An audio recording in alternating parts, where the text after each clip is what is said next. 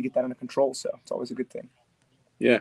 Listen, so Alex, we've never met. So I'm Jimmy, by the way. It's a pleasure to meet you, pal. Likewise. Listen, I like to ask, you like to try and get inside the kind of mind of why, as an intelligent grown adult, you make the decision to open a cage door and have it locked behind you. So what was the kind of journey into you becoming a fighter? Why?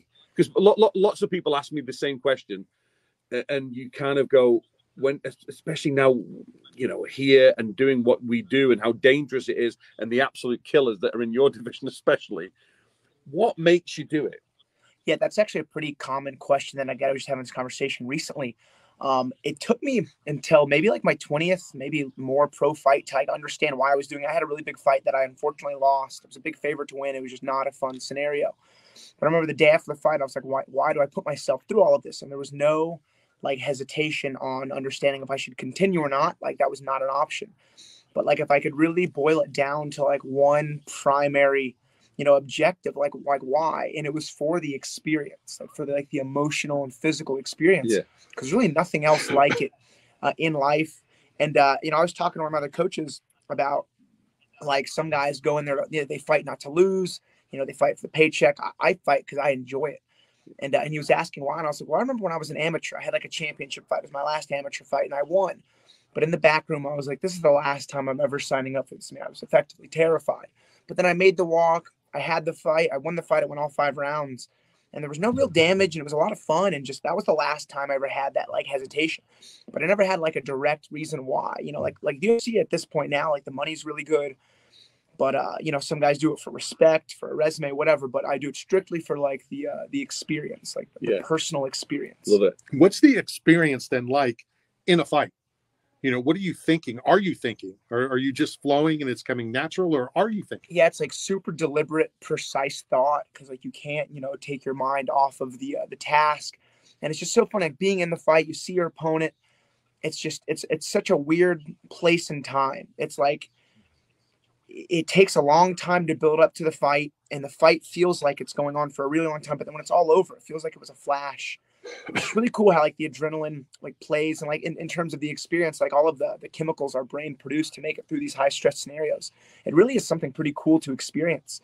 And being close to my 40th fight, I've got a lot of practice kind of honing in on those skills.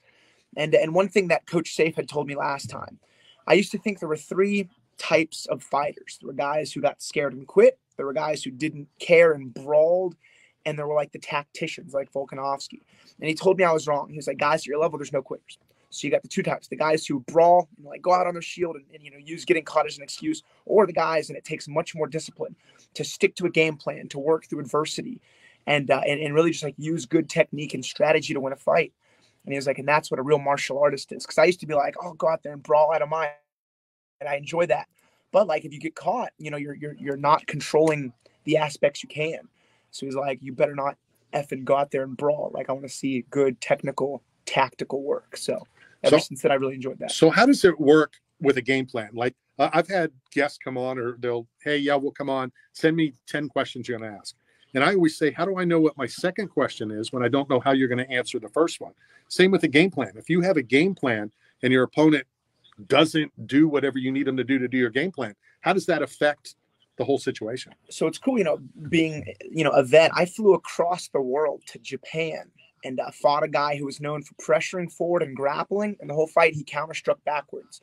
So my whole game plan for my whole training camp wasn't useless, but it was a weird fight. I ended up losing a split decision that I thoroughly disagree with to this day, but it doesn't matter. Anyway, after that fight, I learned a super significant lesson. Do not put opponents on a pedestal, especially their skill set. So generally speaking, my game plans are less specific and more, general, how to implement my strengths, how to avoid opponents' strengths if they show it. But it's way more self-focused than opponent-focused now. And that's for myself and all of my fighters. You can't control what your opponent's going to do. You can control what you do. So that's what I try to do, focus on. So look, you're incredibly seasoned across lots of disciplines and have been for many years. And you have had already, 40 fights? Close to. Close Yeah, to, okay, I haven't got the record here, but you know, but what do you see yourself? You know, you're an articulate guy. You speak very well. You're incredibly knowledgeable about the game. You fought at the highest level for so long. What do you see yourself doing after fighting? Do you allow yourself the moment of going, you know, in 3 or 4 years, I want to hang up the gloves and I want to do this? Do you have a plan for something you would like to do? Do you want to stay in the game? Do you have things business-wise you just kind of want to set yourself up with? You know, what do you see yourself doing in a couple of years? Yeah, thankfully. So as a hobby, I actually do cage side commentary for Fury Fighting Championship on Fight Pass. So like if something comes out of that, fantastic. But I actually run a very successful gym up in the Woodlands, which is north of Houston, Gracie Barra Woodlands. I've been there since I was a teenager. I own and run it now. Like we have a waiting list for kids to sign up. Like we have a 7,000 square foot gym. It's a big gym, like 5,000 square feet mat space. One of the biggest, nicest gyms you'll see, and our mats are packed. So when I'm not training, I'm teaching, which I enjoy just as much. If I had to choose between one of the two, I would continue to teach because it's got better longevity. And I genuinely enjoy it. And then like coaching, I must understand the information. Fighting, I must understand how to apply the information. And then in doing the cage side commentary, I have to know how to explain the information like to the layman, which is really nice. So I feel like all three aspects really give me a good understanding of the sport. And if there's anything I can talk about for a long time, it's martial arts. So I mean, it comes very naturally and easily to me. So I'll take that any day. Let me ask you this. You talked about the fight that you lost, you thought you won. A lot of fighters say that. Michelle Watterson, before her fight in the promo, said that she went to a judge or two and talked to the judge and asked them questions. I'm a judge in the state of Florida. So I was like, oh, that's pretty cool. And she said that I wanted to ask, what is he looking for? Have you ever done that? I thought it was such an awesome. Oh man, I do that more than you guys believe. So just last. That's so smart. Just last Sunday, there was a Fury Challenger Series, which is like 10 amateur fights and like 5 pro fights. And I had 2 of my amateurs. That one of them's 5-0, one of them's 5-1. They're both fighting for belts soon. They're awesome. Both wrestlers with good striking, great jiu-jitsu, and then 1 pro. And we had won all 3 fights. But our first guy who fought, Joe Hendershot, Hendershot, he's the man. He had a guillotine in the second round. But in the first round, the striking's pretty aggressive on both ends. His opponent maybe threw more, but Joe takes him down and has 2 minutes of top control time. So I asked one of the judges, and they're like, hey, how'd you guys score the first round? They all 3 gave it to his opponent. And like normally going in between rounds, I'm not like, hey, we won that one easy. I told him we won that one easy. We all assumed we won it. We didn't even really have a conversation about it. So I always pick the judges' brains. We had a guy get a 3rd round TKO win recently, and I talked to all the judges like, hey, how'd you guys score the first 2 rounds? And we would have won that decision anyway. But yeah, I talk to the refs and judges all the time. If I ever have a question or I don't understand something, I'll certainly ask them. And thankfully in the Houston MMA scene, I've been in the mix for like 15 years. So I know a lot of these guys really well. Right, yeah. Arguably one of the best judges in Texas is Jeff Rexford. And we fought each other back in 2012. So like I know the guy well. Yeah. Joe Solis, he reffed one of my first pro fights ever, and he's still doing it now. Like the judges I know very well. I mean, it's just cool. Well, and it's smart that fighters do that. Yeah, of course. You know, why wouldn't you? I've never had anybody ask me, you know, when I'm judging, not that that's a big deal, but when she said it, it's the first time I've heard a fighter say that. I'm sure plenty do, you know, as you just said, but I think that's so smart because there's so many things judges are looking for. You want to know what they're looking for so that you can use that instead of maybe something else. Yeah, I'm an information junkie too. Like we had some submission only matches, and it was like these 2 young, like 10-year-old gray belt girls. And our girl was super active. Like the other girl pulled guard, refused to get on top. Like went for like 2 really crappy arm bars. My girl was like hitting pass attempts and just pushing a pace. And we lost a decision. Like I'm not going to never argue or be mad at the judge or refs. So that's just not tactically a smart choice.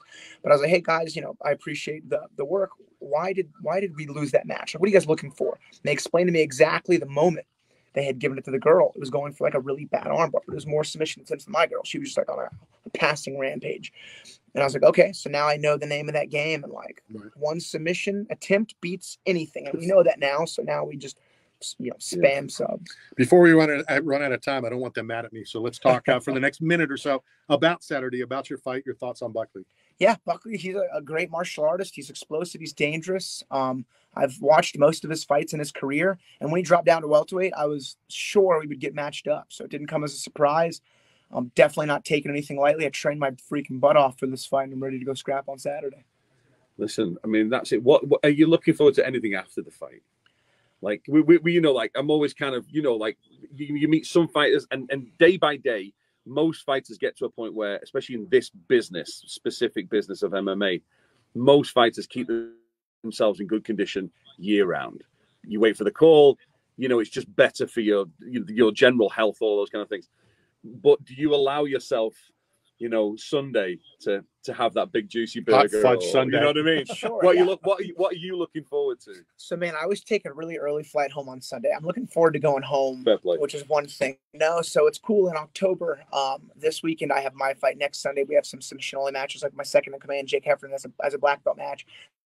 The week after that, my boy Jaden's fighting. The week after that, we have more sub-only matches, and that's the Islam Makhachev pay-per-view. So that's a fun fight weekend. Yeah. But I just want to go home. I mean, yeah, I'll probably eat some pizza, but I mean, maybe I don't really have that anymore. I mean, yeah. I just done this for so just long. Always in condition. I mean, yeah, I get for it. the most part, yeah. Awesome, So, Alex. Thank you. Yeah, Appreciate your time. Thank you. We're going to so get much. your address again. Send you another care package from 8 Man Strong, as well as some stuff from Bucked Up Energy Drink as well. Cool. Thank you, guys. Take care. We're done. Coming to you live from the Apex. Until next week, we'll be back. You'll be here in Vegas. We'll be back in Tampa, St. Pete, doing some fishing or